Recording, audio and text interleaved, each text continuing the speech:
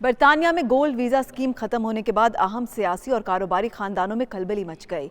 Money laundering से मुबैना तौर पर रकूम मुंतकिली साबित होने पर बरतानवी शहरियत भी कैंसिल हो सकती है।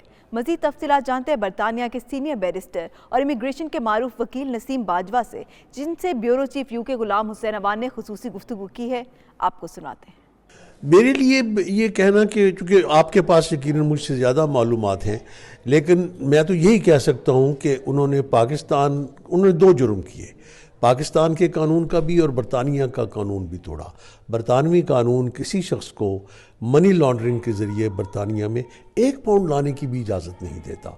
2 मिलियन तो बहुत बड़ी रकम है, तो वो तो उनकी हालत बहुत काबिल रहम है। मुझे उम्मीद है कि वो मुझे ही अपना वकील बनाएंगे ताकि मैं उन्हें इस मुसीबत से बचा सकूँ।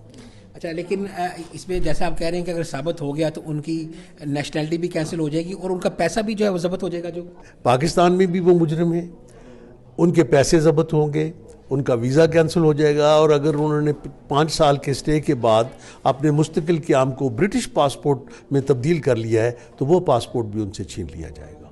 अच्छा, लेकिन हमने ये देखा कि पाकिस्तान वैसे तो ज़ाहिर है इतना अमीर मुल्क नहीं है, लेकिन उसके जो 62 जो अहम लोग हैं उन्होंने ये वीज़ा हासिल किया और चौथा नंबर है पाकिस्तान का।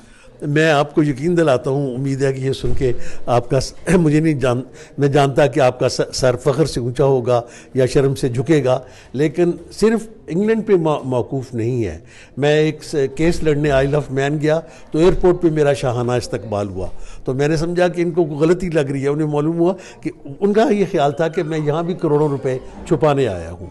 आइल ऑफ मैन एक ऑफ शोर कंपनीज का बहुत बड़ा अड्डा है, टैक्स फ्री है, और मैं आपको यकीन दिलाता हूँ कि आप अगर सिर्फ पनामा नहीं, वर्जिन आइलैंड जाएं, सारी दुनिया में जहाँ ऑफ शोर हैं, और अभी तक पाकिस्तान के लोगों को ये नहीं पता कि इससे ज़्यादा दौलत पाकिस्तान के चोरों ने पाकिस्तान में छुपाई।